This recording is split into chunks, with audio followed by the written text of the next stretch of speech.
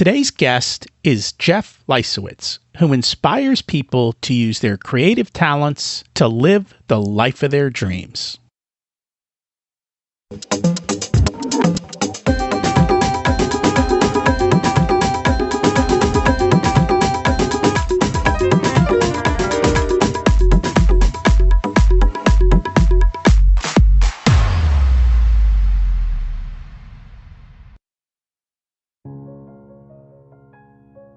Imagine it's 12 months from now, and you've achieved your major life goals. How does it feel to be in the best shape of your life? To wake up energized, excited about the day? To have great relationships and friends who support you and propel you forward? How does it feel to have an excess of money, to be able to make the choices you want? To be fearless and open to trying new adventures? Imagine being connected to the universe and it providing everything you desire. It's possible over time, and your past does not dictate your future. The only thing holding you back from this vision is you. It's time to take control of our thoughts and use them to our advantage. Welcome to Rich Your Soul, where we achieve our dreams and bring balance to health, wealth, relationships, time, and spirituality. If you have not had a chance to listen to episodes 1 through 9, I encourage you to go back and listen to the framework behind Rich Your Soul and how to create the life of your dreams. You can also find all the show notes for this episode at richyoursoul.com. While you're there, you can sign up for a monthly email where I share the best articles I read this month, let you know about upcoming episodes, and share a little wisdom. You can also listen to coaching calls under the Coaching Calls tab. I also share the most interesting articles I read every week on Facebook at facebook.com/richyoursoul. And there's also a Facebook group where you can ask questions and interact with other listeners. Today's focus is on mindsets, and this episode is one of the next 3 where we focus on creating the life of our dreams. The first step is to overcome ourselves, our thoughts, and the words we use. Creativity is one path to that end. We'll be talking about meditation across these 3 episodes, and meditation is basically nothing more than finding quiet time to go inside ourselves. Listen to our thoughts that come from our soul and our heart, and not the fear-based thoughts that come out of our brain. I have a meditation practice, and it varies quite a bit based on how I feel and how much time I have every morning. I'm also learning to watch the stories my mind makes up around me, the fear and the worry that it creates. I've learned to step away from that and ask the real question. Is it true? Will that happen? Why am I catastrophizing this situation? In a world that's constantly pinging us with notifications and bombarding us with advertisements that make us feel like we're missing out on something, how do we find the time and the strength to say no? Like all things, it's so simple to say no, and yet so hard to do. We've essentially turned off the TV in our house. My biggest distraction, and by far my favorite item, is my iPhone. Can you believe it's only been around for 11 years? And yet, it's changed the way we live life. That said, the people who create the apps and the programs for the phone spend an inordinate amount of time and money to ensure that we are hooked, because that's how they're paid. It's not evil, it's just business. What are you doing to control your mind to stop letting others control you? Happiness is not going to come from the next Facebook alert or Instagram post. Quite frankly, it's probably the opposite. As you see someone you think is having a better life than you, or something that you're missing out on. Creating the space and the time to just think and question is important. Every great leader, business person, or someone who is happy seems to have a morning routine that allows them to get in their best space to serve for the day. Those that don't seem to be angry, frustrated, and upset. Again, this isn't about being at the top. It's about being content where you are. A simple life can be a wonderful life that removes all the obligations that others in society puts on you. How do you achieve these things? A simple word: no. Learning to say no so you can say yes to what you love. what you value, and what you want. It's hard to say no, but you can say it very nicely. I'm working on X right now, and as much as I'd like to help you, I can't at this time. Let me introduce you to someone who may be able to help you. Sometimes we need to step out of our comfort zone, get a little scared, and try something new. More important than all of that is facing ourselves. That's today's theme, and I am really excited to have Jeff Leisawitz on the show because he burns with a mission to inspire entrepreneurs, writers, artists, filmmakers, musicians, and every other creative human to amp up their creativity, heal their hearts, and shine in the world. Jeff is an award-winning musician, producer, college instructor, and critically acclaimed author and internationally distributed filmmaker who has devoted his life to the art of creativity.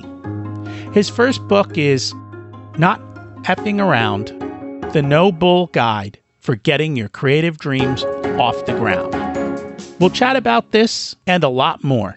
Let's meet our guest. Welcome to Richer Soul, Jeff Leisawitz. It's great to have you join us today. Hey, thank you for having me. Great to be here. It's always a pleasure. So we always like to start at the beginning. What was it like when you were growing up, and how much did your family and school teach you about money? As you know, I grew up in Pennsylvania, sort of small city, suburbs, and I was always the sort of weird, friendless kid growing up in my own world, creating stories and things like that. And I got into creativity at an early age. I didn't really know what I was getting into, of course, being so young. But I turned on to music actually at summer camp. I was just a little kid. This was about late 70s.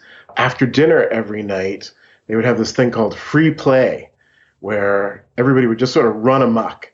And this one summer, there was an empty cabin. And in this cabin, a counselor brought up his drum kit and stereo and a box of records. And back then, that's when all these amazing records were coming out. Zeppelin and The Who and Tom Petty and Billy Joel and all those types. So I'd sit around and listen to this guy play music, and I was just kind of blown away by this. So I kind of got into music that way. My grandfather got me into photography. He had a dark room, all that kind of stuff. So that's sort of where what my growing up was like. A lot of creativity and stuff like that. Money? How did I get into money? Wow.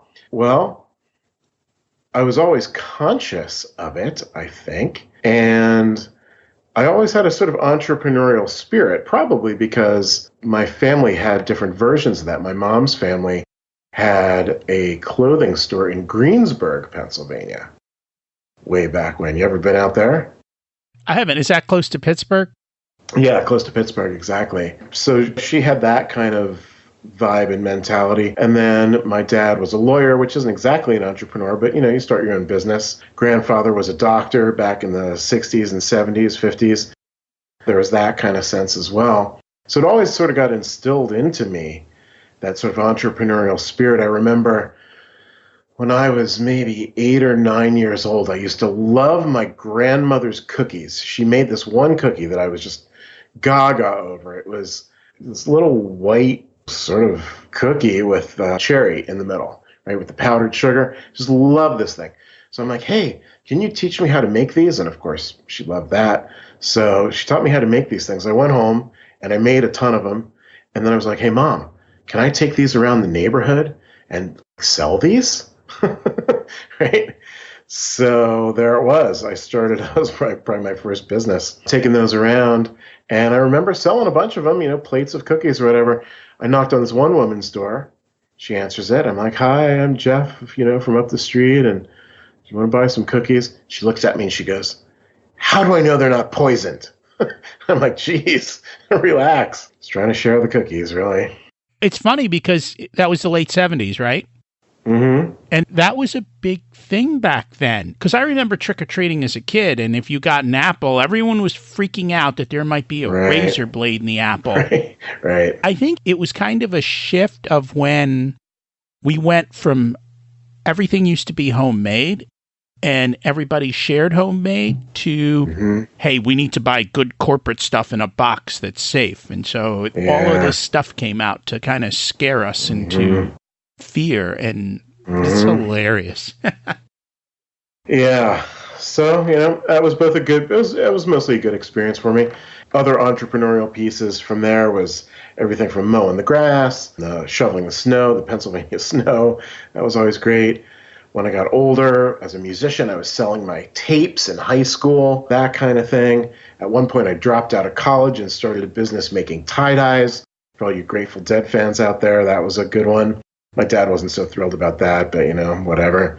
Since then, I've had all kinds of businesses with music, licensing music for film and TV, and having various services to help other musicians, photography, film, my book, all kinds of stuff. Just always been part of the deal. Cool. And we'll talk a little bit more about that and how much work it took and some of the ways that you kind of developed that. Right now, though, you do teach at college, right? And you teach students to rock. I have 2 kids in college. What advice do you have for me? Yes. Come take my class, would be one way. Are they musicians? They're not. My daughter is creative. I shouldn't say she isn't a musician because she does have a guitar and we've bought her a piano, but she doesn't spend as much time on that. I think she's more creative artistically versus musically. My son, on the other hand, is an engineering kid. He's more of a STEM kid. So his artistic value is in writing code or designing robots. So a little bit different. Okay, well, we need some robots out there, so let's go. So with my students, I actually teach a songwriting class, songwriting and recording.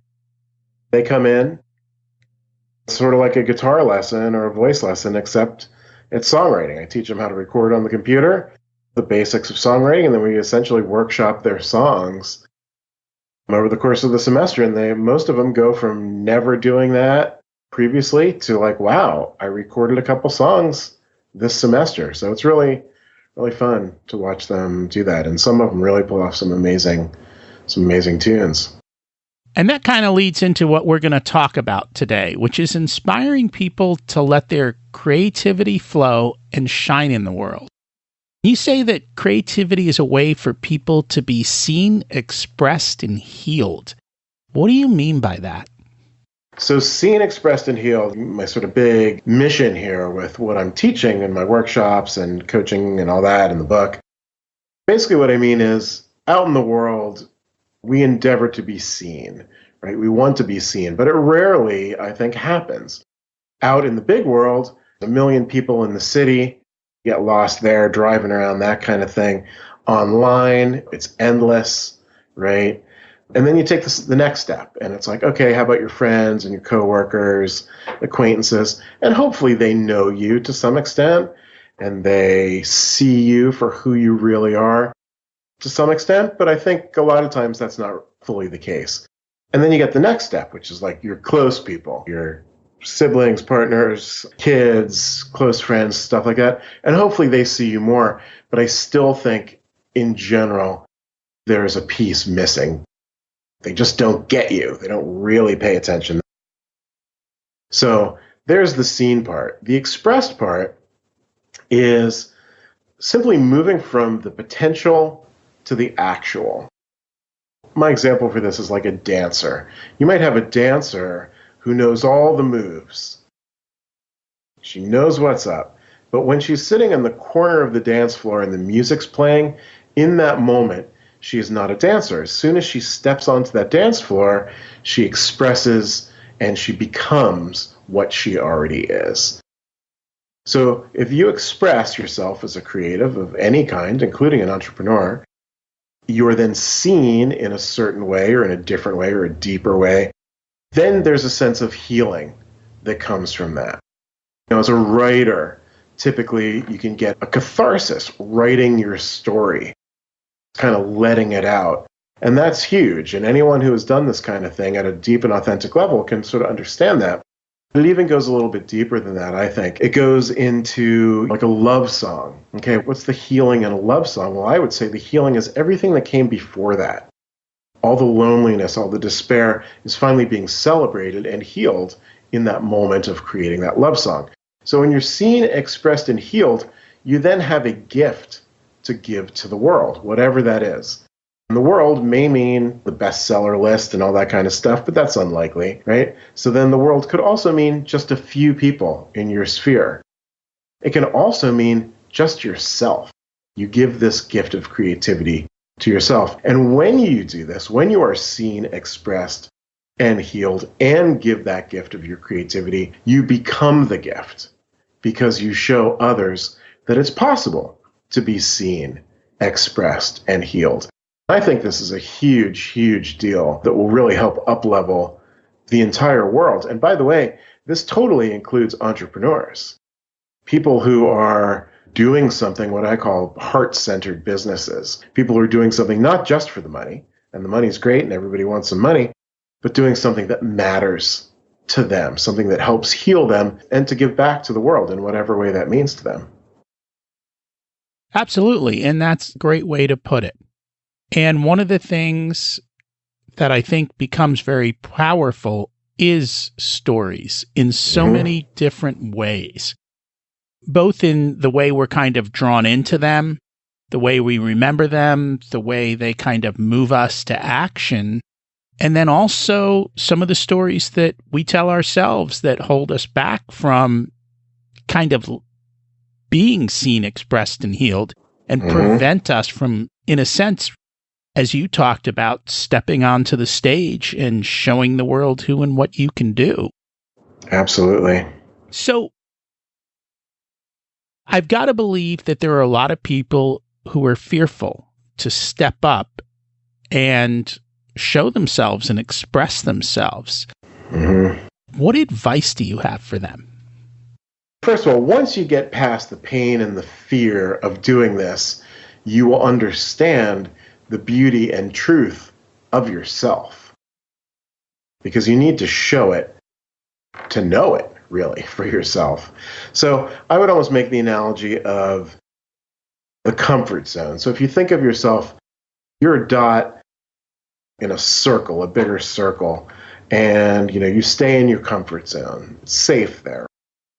So you probably don't want to go a mile out of that thing on your first step out of the comfort zone. However, if you take a step or two out, beyond the sphere, beyond that line, beyond that circle, and you can just stay there and be present and be still with that, what happens is the circle or the comfort zone actually rises up to meet you, and then you become bigger.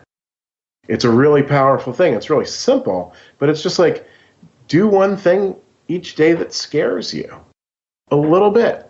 And guess what?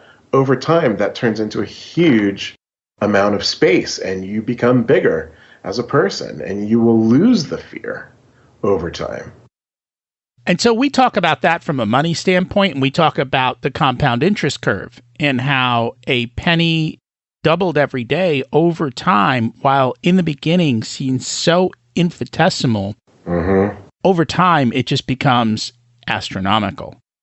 You're referring to that with those small habits. No one's telling you to go out and do something super fearful. It's do something just a little bit fearful. And if you keep pushing that little dot every day, just a little bit bigger, over time, you become the circle. That is true. And it's, when I was in college, I had this amazing advisor, college advisor, and she said to me something like, once you step off this campus, which really a college hopefully is designed to support you and encourage you and all that, she's like, once you step off this campus, the world in general is going to do everything it can to beat you down, stop you from learning, stop you from expanding, etc., etc. You cannot let that happen. And it does happen to many, many, many people. It's a tragedy. And that's, I think, what we're here to do, talking about this stuff, is, hey, people, the world is big, right? And yes, there are factors that are pushing into us and trying to keep us small, but you don't have to buy it. You can always do something, even if it's just a little bit, even if it's that penny or that little step out of the comfort zone. I believe this is huge because the bottom line on this thing is, in storytelling, there's a concept called the ticking clock. And the ticking clock creates drama in any story. A sort of basic example is the bomb is going off 5 minutes. Well, you better freaking defuse it, Tom Cruise, or whatever, Mission Impossible guy. So the ticking clock is also a factor in our lives, which we oftentimes don't recognize or respect even. That is that we're all going to die, right? We don't know if this is in 40 years or tomorrow afternoon. So what are you doing with your life? Is this the joy? Is this the beauty? Is this the experience that you want?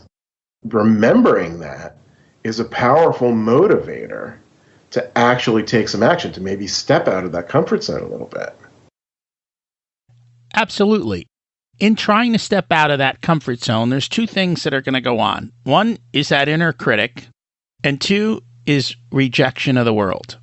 How do we deal with those two, and how do we overcome them? Mm-hmm. Well, the inner critic, as I like to say, is the supervillain of the creative self. It's actually more than that. It's the supervillain of all of the self. Every time you hear that little voice in your head saying you stink and you can't do it and you're not smart enough or beautiful enough or powerful enough or rich enough or whatever this voice tells you, this is something that is holding you back. It is keeping you not only in your comfort zone, but oftentimes constricting the comfort zone, making it even smaller. So how do we do this? How do we get past the inner critic? I really believe that the way to do this is to acknowledge the inner critic. What are you saying? Okay, what is this voice saying? Listen to it. Feel it. Don't reject it. Actually feel it. Let it go through you. Let it go. And then, here's the magic part, which is totally counterintuitive, but I swear it works. Love the parts of you that you feel are in opposition. And when you do that, it will begin to dissipate.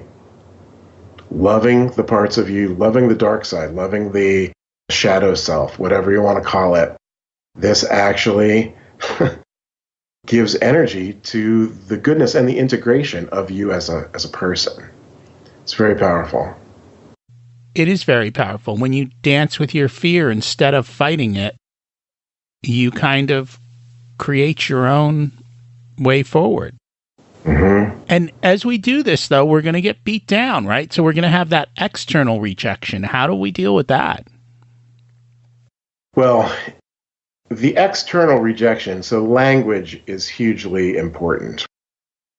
And the stories we tell, as we were saying before, is hugely important.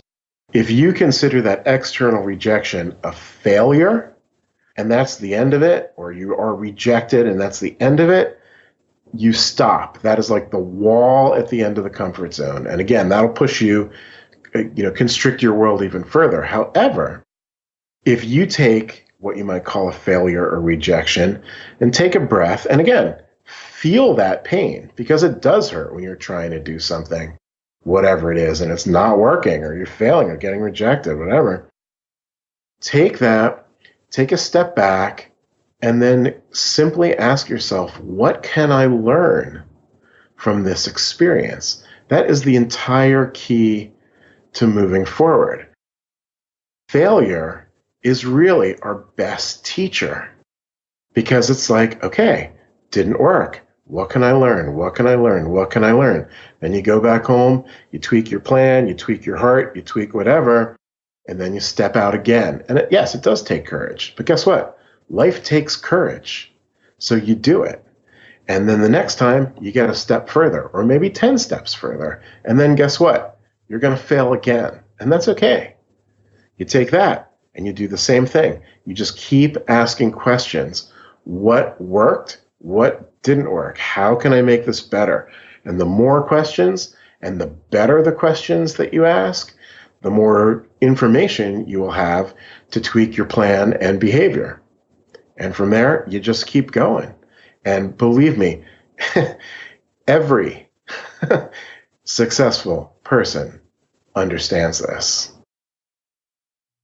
And I concur with you. I think it's not a matter of if you will fail. It's more a matter of what you do when you fail and how you're going to get back up and who are you going to go to if you need help, and kind of having that trigger event and that plan of what you do when you fail before you fail, so that you're ready to handle it and move on and be ready to go to the next step. And sometimes that's looking for outside help. Mm-hmm. Now, you're an NLP practitioner. Can you remind the audience what NLP is and how it works and how it helps people? Sure. NLP stands for neuro-linguistic repatterning. Some big words that basically describe a set of tools that one can use on themselves or in conjunction with a practitioner, which is probably a better way to start anyway. These tools help you, what I call, untangle your subconscious blocks to become a better version of yourself. So essentially what happens as we grow up in our early years is we take in a bunch of ideas about who we are, our belief system about who we are, our identities, and beliefs about the world. Okay, and these are kind of built in pretty deep into our brains. From there, everything in the world that sort of happens, we kind of filter through these ideas, these belief systems. And if these things are positive, that's great. If your belief is, I'm capable, hey, good. That's a good belief to have. If your belief is, I'm a loser, that is not real good about your self-identity. Also with the world, is the world a friendly place? Is there opportunity and beauty and truth out there? Or is it like the world's trying to get you everywhere you go? These are very strong beliefs and identities which are built into each of us. And for everyone, some of these are positive, some of these maybe not so much. So in NLP, we endeavor to go in there through visualization and language patterns and things like this to help identify some of these pieces that are not really helping you so much. And from there, essentially, just like we said before, love those pieces for what they are and create an alternative. What's a better way? What's maybe a better thought or filter that might help you move forward and create the life in which you want to live? NLP is really powerful. I did a practice with that for years, and now I take that into my coaching practice. Also a little bit on the college students there at the songwriting lessons and with my workshops and all that kind of stuff. So how long does it take to get people to kind of change their stories and change their beliefs and kind of make them new beliefs and new stories that propel them forward? I don't know if you're going to like this answer, but it's anywhere from a fraction of a second to never. What I mean by that is when you truly and deeply make a decision that is a change of your beliefs and your identity, that's it. That's all it takes. You might need to get smacked on the head a million times. You might need to have a near-death experience. You might need to lose all your money. You might need some real tragedy in your life to get to that moment. But that's it. It's like literally a second, and you get it. You have that aha, and your life changes. Okay? On the other hand, you can skate around your whole life and kind of like dip your toe in the ideas of making changes and changing your mindset and all this, and really never do it, right? So unfortunately, I guess it's unfortunate, I don't know, but humans tend to make real change. they gotta like really get shocked by something, unless they're willing to go in deep on their own. It's almost like the external forces the internal change in a lot of times. I don't know if that's the best way, but it seems to be the way that it happens quite a bit.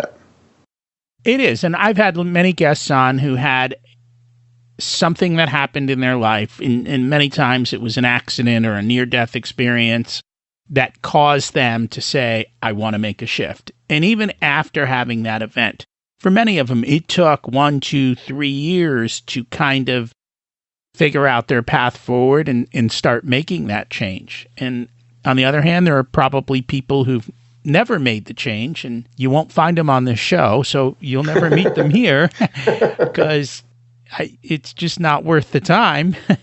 Yeah.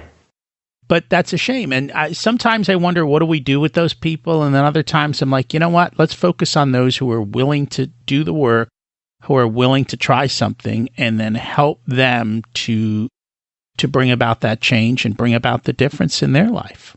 Mm-hmm. As a teacher, as a college instructor, I see this all the time. The students that are ready excel. They just do, because they want it and they're ready to go. You teach them, they learn more on the side, they come back, it's great. The students who are not ready or don't care, you can't teach them. I mean, you can only teach them so much, and they'll go with the bare minimum. It's just the way humans are, it seems like. It is, and I've seen the same thing coaching kids. And you said something very interesting there. You said the ones that are ready, learn in class, go learn on the side, meaning they put in their time on their own on top of that, and those are the ones who excel. You have to be willing to put in the work and do the hard work to be able to bring about that kind of change. Yeah, and I see this in my coaching practice too. Like, I get somebody in here and I can tell them all this stuff and ask them questions, and we go through the worksheets and meditations and all kinds of stuff like this. And that's great. Then what? Then I go away, right? Then okay, I'll see you next week. What are you going to do? And some of them come back and they're like, not much happened. And others come back with holy crap, man, a massive breakthrough, right? I'm like, I don't take any credit for either of those, scenarios. I'm just here to help stir that up. And then, the student or the coaching client or whatever you want to call it, if they're ready to go, they're going to go. So can you tell when they leave which way they're going to go? Like, can you look at a person and say, that one's going and that one's not? I'm going to say sometimes, and I see this a lot more with my college students than I do with my coaching clients, because I sort of vet the coaching clients. I don't want people, quite frankly, who are not going to work, who are not, really into it. So I don't attract them. And when I do a complimentary call with them, if they're not really there, I'm like, I don't know. With the college students, it's different because, they sign up for my class. I teach them. It's a different model. But yes, I can see with them if they're where they're going to be 12 weeks later from the first week. Yeah.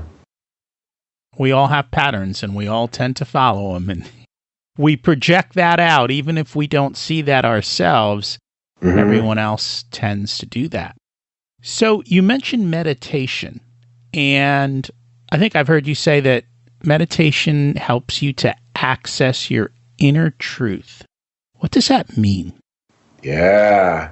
So meditation is no joke for anyone who, has thought about it or wondered about it and not really done it. Meditation has been around basically in every culture forever. It's a hack into the human that we are. Okay. So there's a million different flavors of it and ways to do it and all that. So, you kind of find your way into it, whatever that means to you. But if you can find the stillness within yourself, that means your mind, your brain, is going to turn down, is going to dial down. And then other systems, I guess, of consciousness will emerge, particularly your heart. So we in the West just love to crank up the brain, and we think the brain is the whole deal. Our mind, the chatter, the self-talk and all that stuff. And hey, your brain is great for a lot of things. It's great for working on your business plan. It's great for avoiding the bus so you don't get hit on the street. It's great for, planning your financial future, stuff like that. But there's more to your whole system or your consciousness than that. And that is what you will begin to access when you start meditating. You will understand truths about yourself and the world and the right action that you can take that you cannot figure out with your brain. So meditation is a really powerful tool. I do it myself, of course. I also do it in my classes and workshops with more guided meditations where I take people on these various, sort of trips to discover or open up different parts of themselves to access this for themselves. I'm never telling anybody what's up with their truth, but they will find it if they're led there or can find that stillness themselves. I think for most people, they're so busy running on a hamster wheel that they just never stop and listen and give themselves that space to be able to do that, which is a shame. Yeah, it's a shame. I mean, the hamster wheel is, part of it is, okay, I gotta drive here and do this job and pick up my kids or whatever, all that kind of stuff. But then there is, almost everyone has some kind of space in their life, even if it's just a half an hour. For that half an hour, are you playing video games or watching Netflix or having a bunch of drinks? Or are you sitting with yourself in quiet? There's a big difference of what you're going to get from those experiences. And by the way, I'm not totally shooting down the Netflix and the video games and the drinks, right? That stuff is okay as long as it's conscious and in moderation for whatever works for you. Do you think people are scared to go inside themselves to hear the... Yes, I do. Because the truth is there. And the truth ain't always pretty. But that doesn't mean it's not good for you. As a college professor that I had years ago once said, the truth will set you free. And it will. But it doesn't mean you're going to like it. And that is very true. And that's probably why some people avoid it, unfortunately. Right. And that's a mechanism of the comfort zone as well. If you're afraid to even look outside of the comfort zone or, look inside yourself, really, for what's going on. Wow, how come all these relationships are screwed up? How come my financial situation's all screwed up? How come my health? All the big things that we deal with, you got to take responsibility for these things or they will never change. People's favorite activity, it seems like in the world, is blaming somebody else. Blaming the man, blaming society, blaming your boss, all that kind of stuff. Come on. Right? There's basically three things in this life we have control over. So you want to center your power. And what these things are is your actions in the world. What are you actually going to do? Your reaction to the world, like we talked about with failure. Are you going to stop dead right there? Or are you going to question it and learn from it and move on? And then the third thing is your perception of the world, right? How do you perceive it? So our actions, our reactions, and our perceptions are literally 100% under our control. Everything else you might have some influence over, but you don't have control over it. So understanding these things and then centering your power will bring you huge benefits if you do this. And I remember someone telling me a quote a long time ago, which was basically, life is 10% what happens to you and 90% how you react to it. Exactly.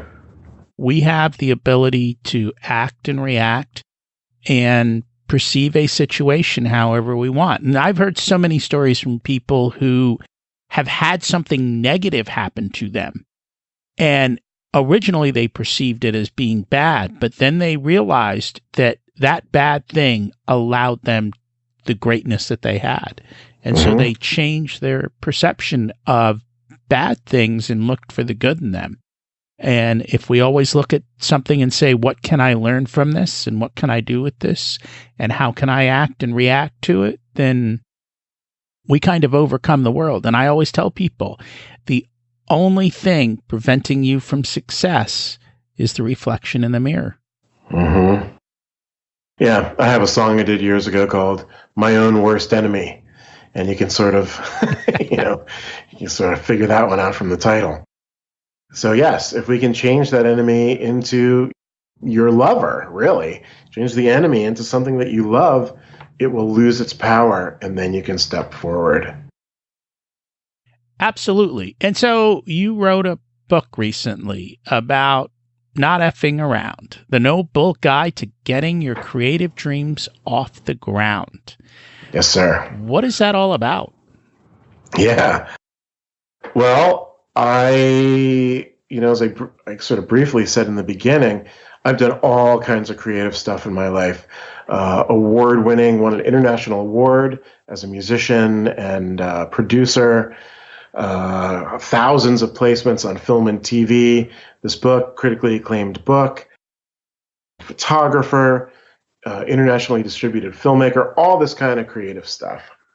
What I realized is, essentially what we're talking about, the world is always going to be there, and there's always going to be that external pushback or whatever, or, whatever you've got there.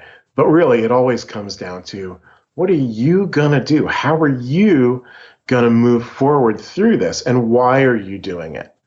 Right? The why always matters. So you always want to ask yourself why.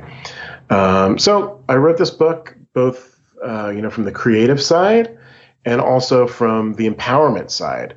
Like I said, the NLP is an empowerment piece, the teacher, the life coach, all that kind of stuff.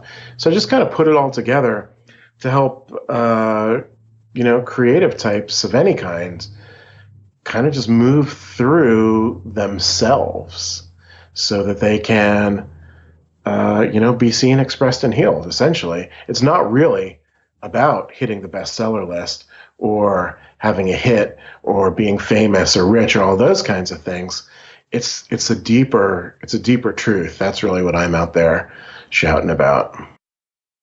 And knowing your why is a big reason behind it. If you don't know your purpose and your why, and you're just doing this for the money, you'll never last because you'll get tired out. Someone will always be ahead of you. You'll just never have that desire to kind of do the work and get ahead. The music industry is tough. And I've heard you talk about this because I want people to know, how many phone calls did you have to make to get heard, to get noticed, to get out there? Uncountable might be the answer. But, when I got started, it was a really good lesson for me. I remembered that this was maybe 8 or 10 years after I got out of college. I remembered a friend of mine had some music in MTV's Real World, and I thought that was so cool. It was kind of amazing. So I found their contact information, the production company, sent them a couple of CDs of my music, called up the right person. Hey, did you get my music? Yeah. Thanks for sending it. Did you listen to it yet? No. I'm like, okay. Call them back the next month. Did you listen to it yet? No.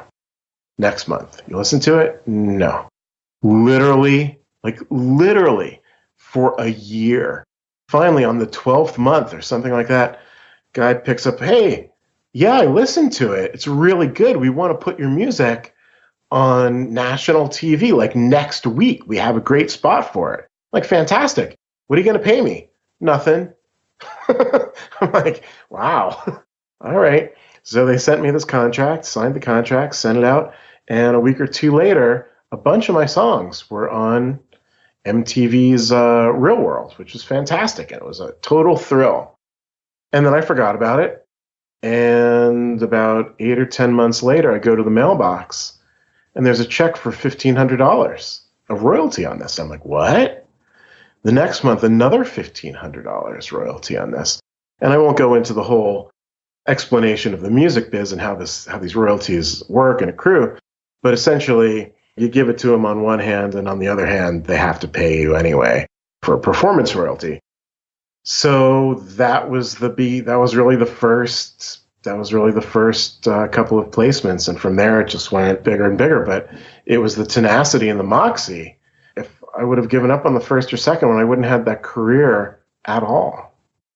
It's funny because even on the 12th call or whatever number it was, they were ready to put you on and they didn't call you. You still had to call them when they were ready to give you a chance. Oh my goodness. If I can, say anything to your listeners about this kind of stuff, you have to follow up. You have to take action in the world. The world will not come to you. Very, very rarely does that happen. And when it does happen, it's because you've put so much action in the world previously. What's the vision? What's the plan? What's the why? And then let's do this thing. And then you just keep doing it. That is very true. And I think that's what a lot of people, they see overnight success and they don't realize that overnight success was 10 years of hard work that they never saw that was going on behind the scenes. That's what it took to get ahead. And they don't want to hear that. Yeah, well, the other part of that story is I worked for 3 years, almost full time, producing music before I even sent them that first CD. And by the way, besides all that time, let's not forget about all the gear, thousands and thousands of dollars worth of gear, going to music conferences and all this kind of thing, all before I even sent the CDs into MTV. So yes, people are like, wow, man, you got thousands of dollars for that song. I'm like, yeah. You know how long that took? It reminds me of like somebody said, oh yeah, that band just played a gig and they made $10,000 for that hour. Like, wow, that's a good rate. That's pretty good. Guess what? It's not just for that hour. Like, those musicians took lessons. They practiced endlessly. They spent a fortune on all kinds of stuff, gear and recording, all this and that, social media, all this stuff, till finally they get to that hour where they get paid. You know what I mean? Absolutely. And I think that's what people need to hear is that you need to show up, do the hard work, keep improving yourself. And that's why you need the why, because when you don't have the why, you give up. And every time you give up, you essentially restart the process of going down that compound curve. And so if you have to keep resetting your curve, you're always at the bottom, you're always spinning your wheels, and you're never getting anywhere. If you're going to switch things around, at least try and do things that are going to build skills that are stackable so that you're moving forward towards your goal.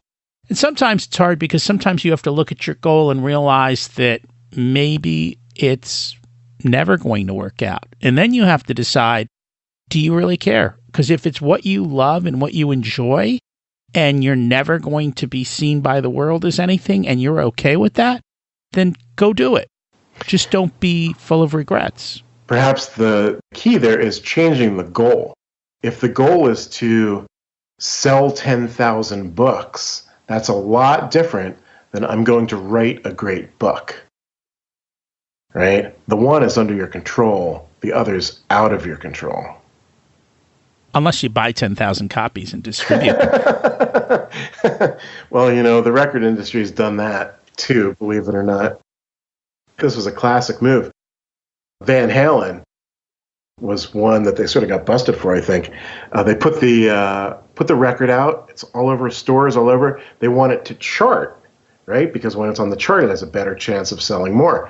So they instruct all their people around the country, go buy all the Van Halen records at all the record stores. So they're buying their own product. losing the distributor piece and the retail piece, but it jacks it up on the chart, and then they actually go sell a bunch more. There are games in every industry, unfortunately. That is a shame. I, for one, refuse to play the game, so I'm okay. People find me, they don't find me. I love what I do, and I will just keep doing it. Good for you. That's great. Are there any other lessons from the book that you would like to share with us? One of them is the chapter that I call "Be the Shining Star You Are," right? And that sort of what I get at in the book there is, imagine that your life is a movie or a novel, and you are the hero of that novel. What would that hero do next? Right? Because we love movies and stories because typically, if it's well written, the hero will take bold action, which both completes a goal in the external world.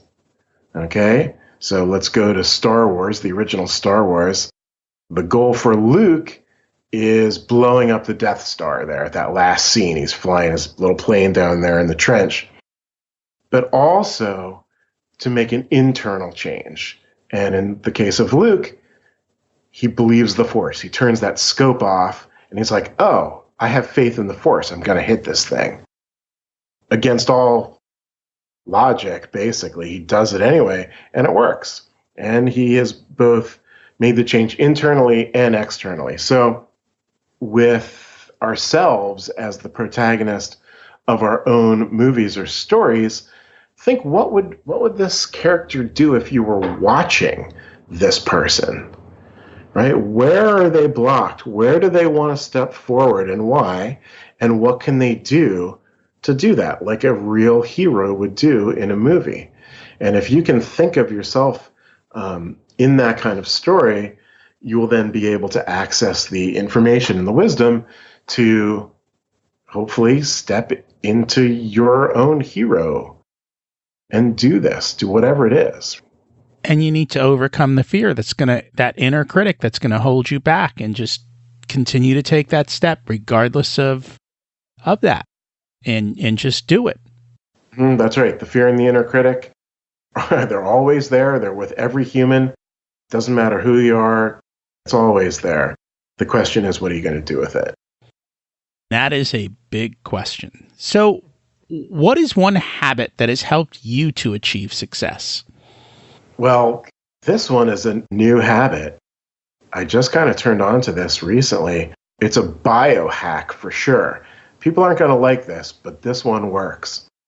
When you are done taking your nice hot shower, breathe really deep for 30 seconds and turn that thing on cold. And just hang in there as long as you can, and it will make a huge difference in your whole day.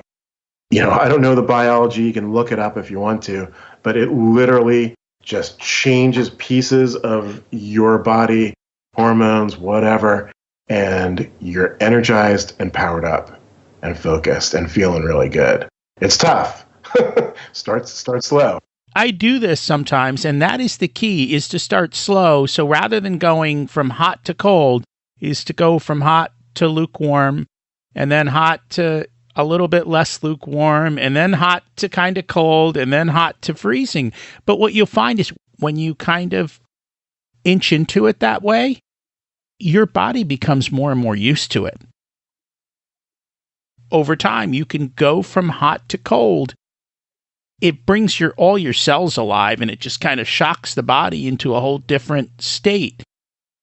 It's definitely one of those things that helps get you moving and change your state immediately, right? Just like we talked about, some people need something to kind of spark them, and freezing cold water is a spark.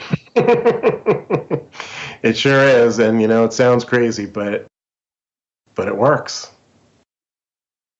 Everyone has had to deal with certain struggles on their journey. Is there a certain struggle that you've gone through that you'd be willing to share and tell people how you overcame it? Just my current trip now, with this book and the coaching and all this kind of stuff, I didn't really think about doing it.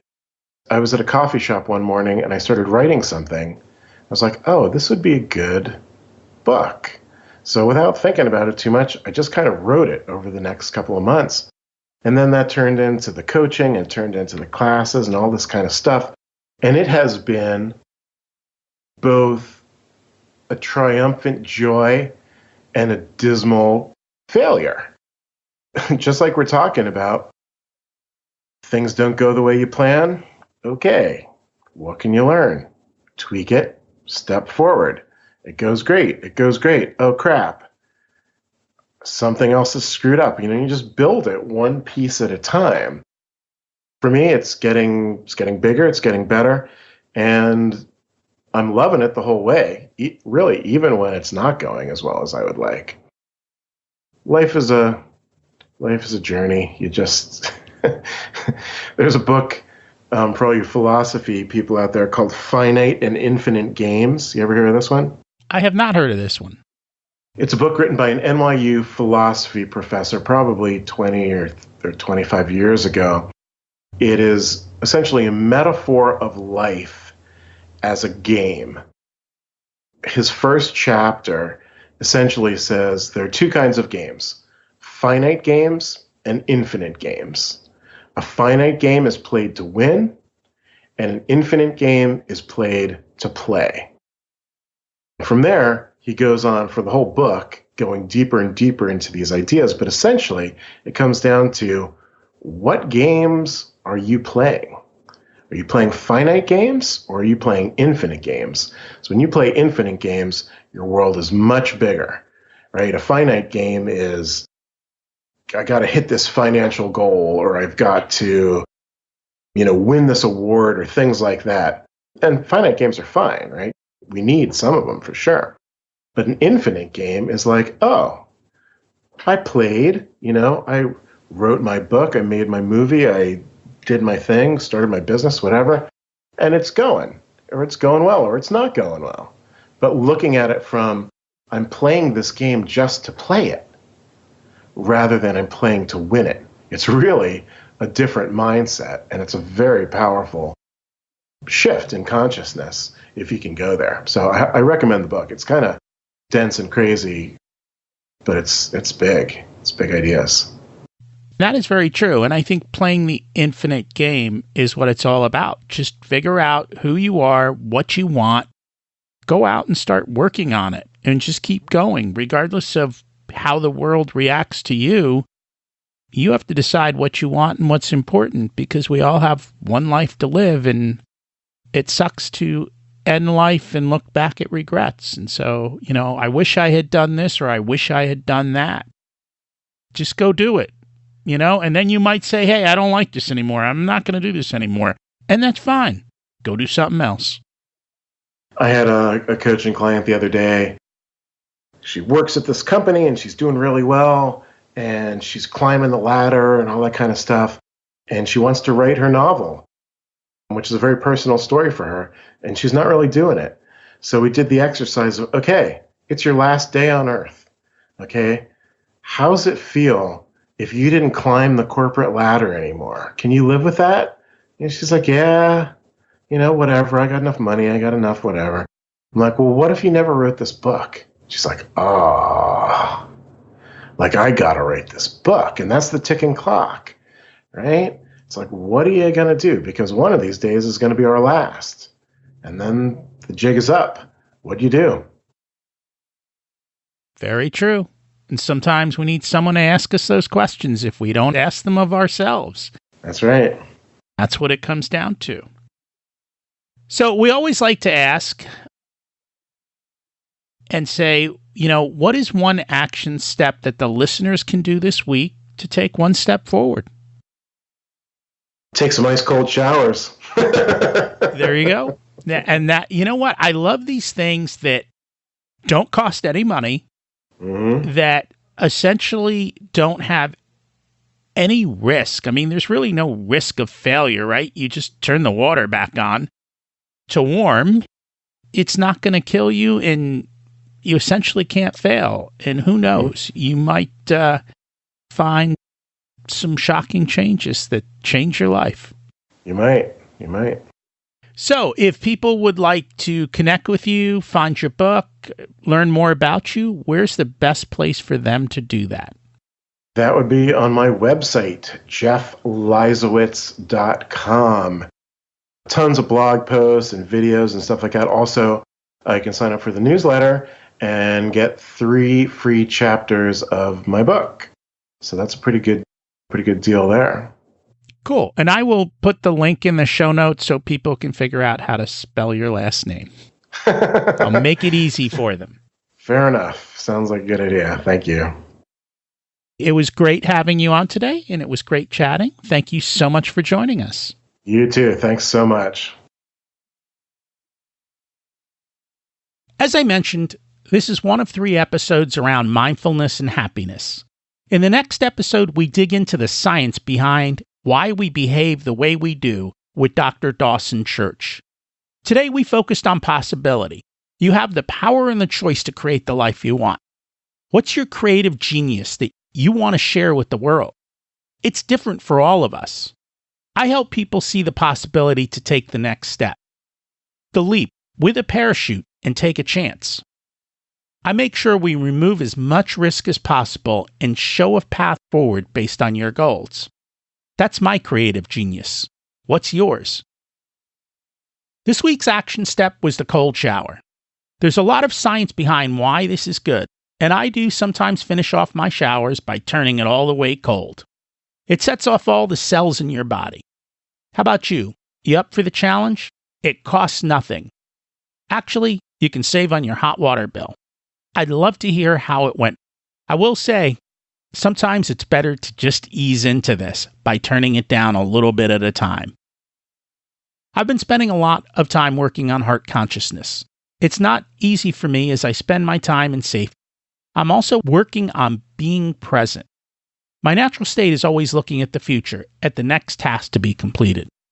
However, it's in the present that life happens, and I want to spend more time in this space.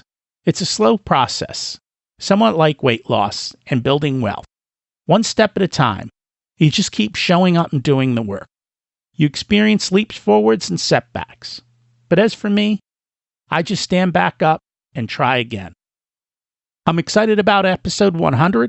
We're going to go back and cover the lessons of the past episodes and see what similarities there are. I also have a few giveaways. So stay tuned. We're so close. If you're still listening, you must have liked the episode. So please share it with a few friends. I would appreciate that. What's preventing you from moving forward, and who are you putting on your team to build the life you deserve? Taking no action creates a far worse outcome in life than trying something and failing. Can I help you achieve your goals? Just email me. We can start with a short chat to see if we're a good fit. For many people, one session allows them to take a giant leap forward. You can reach me at rocky@richyoursoul.com. I'd love to hear how you're doing and how the information I've shared has helped you. Thanks for listening. Have an abundant week.